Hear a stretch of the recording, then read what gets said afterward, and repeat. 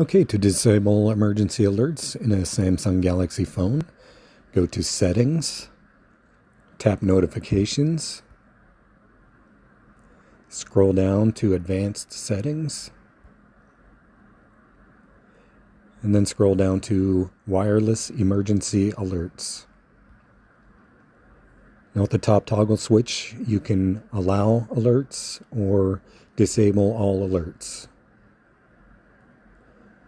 Of course, you can't disable the presidential alerts, or you can disable them individually: extreme threats, severe threats, amber alerts, public safety messages, state and local tests. And down at the bottom, you can set up a vibration, an alert reminder.